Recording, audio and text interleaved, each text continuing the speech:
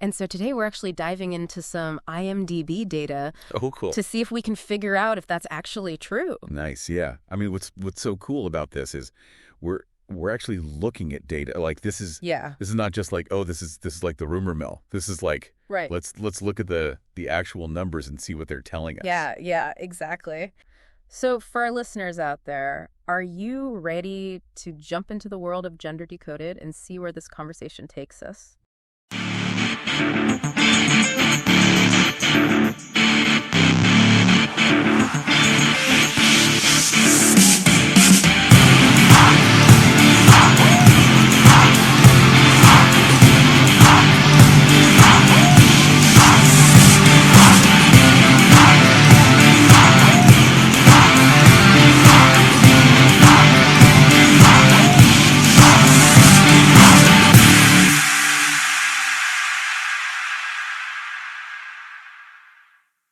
One of the things that jumped out right away when I was looking at this data was this concept of the shelf life of an actress in Hollywood. Yeah.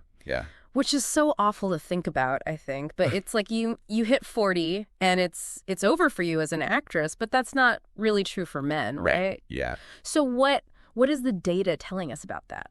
So this analysis looked at over 100,000 acting credits on IMDb, which is a ton. Wow. And basically what it showed is that for women after the age of 40, the number of leading roles that they get offered drops dramatically. Like how dramatic? As much as 50% sometimes. 50%. Compared to their male counterparts.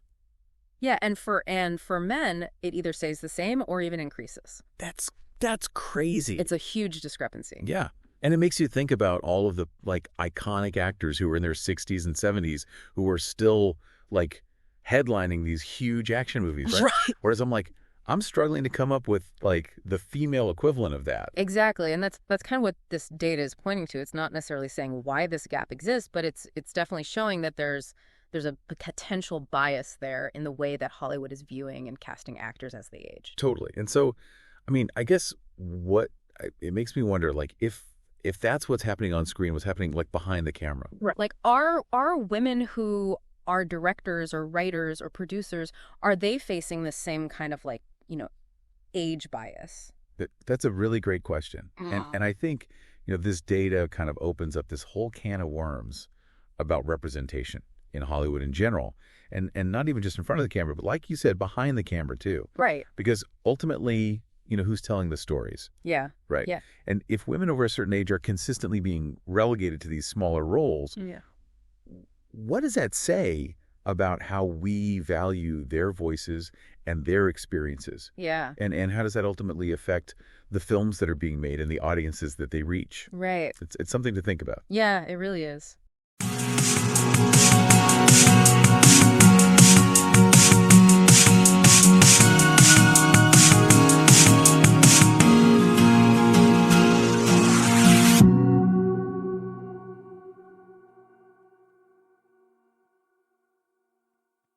Ever notice how one single chart can sometimes really make you stop and think? Yeah, totally. Sometimes all the data laid out right there in front of you. Exactly.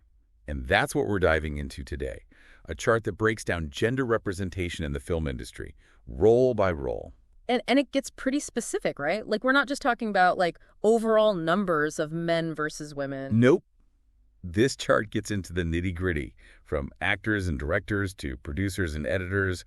And honestly, some of these numbers, kind of shocking. Yeah, I mean, it paints a pretty stark picture, especially for a year. You'd hope to see, more balance. Okay, so let's get into it.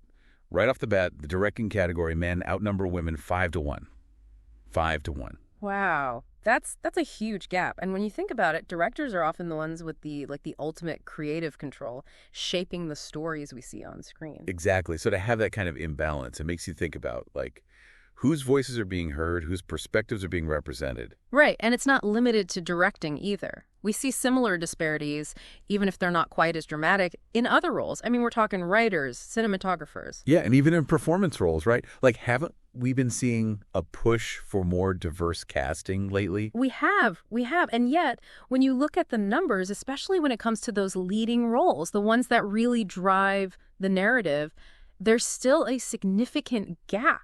It's like, what's going on here? Like, where do we even begin to unpack this? Well, it's a complex issue. There are probably a lot of factors at play here, but unconscious bias has got to be part of it, right? Like, when casting decisions are being made, are women being considered equally? And then there's the whole, like, mentorship and role model aspect of it, right? If you don't see people like you in positions of power, it's harder to imagine yourself getting there. Exactly, exactly. And we can't ignore the historical context here either. We all know the film industry has been, well, for a long time it's been a boys' club. And those power structures, those deeply ingrained biases, those things don't just vanish overnight. It's true. It's true. But you know what's interesting? There's one area on this chart where we actually see a pretty decent balance, art and design. Oh, that is interesting. Why do you think that is? I don't know. Maybe it's because those roles have historically been more open to women. Maybe. Or maybe it's something about the work itself, you know? Like fields like costume design, production design, they often require a lot of collaboration. There's a big emphasis on creative problem solving. Which might create a more inclusive environment overall. Exactly, exactly. It'd be really interesting to dig deeper into that, to see what lessons other areas of the film industry could learn. Yeah. Like, are there specific mentorship programs in place? Do they have more flexible work arrangements? What are they doing differently? Right, because if we can figure out what's working, maybe we can replicate it elsewhere. Okay, so for everyone listening, whether you're a film buff, an aspiring filmmaker, or just someone who cares about seeing a wider range of stories on screen, what are the big takeaways here? Well, first and foremost, even though some progress has been made, this data shows us that we still have a long way to go when it comes to gender equality in film. And that we need to be, like, conscious consumers. Right. Pay attention to who's directing, who's writing, whose stories are being told, and whose voices are we still not hearing. Right. And then ask yourself, what can I do to make a difference? Even small actions can have an impact. Like maybe seeking out films by female directors. Yes. Or supporting organizations that champion women in film. Or just starting conversations about these issues with your friends. Exactly. Because ultimately, a more inclusive film industry benefits everyone. It leads to more diverse storytelling, which makes for a richer, more interesting, more thought-provoking cinematic landscape for all of us. So true. This chart is just a snapshot, but man, it sure does get you thinking about how we can all do our part to create a more equitable future for film. What a thought to, carry with us as we head back out into the world. So next time you're scrolling through those movie options, take a look whose stories are being told and whose aren't. It's something to think about. It really is food for thought. So it's not just about understanding this gender-decoded thing. It's about making things better. 100%. We only scratched the surface. But here's the thing. Pay attention to how you talk, how others talk. Every single day. What are you really hearing? Could it be different if it was a man saying it or a woman? Being aware, that's the key. Then we can all make things a little more equal, one conversation at a time. Keep asking those questions. Don't let this be the end of the conversation. Absolutely. Keep pushing for that more equitable future for everyone. Exactly. And that's it for today's deep dive. Until next time. See you next time.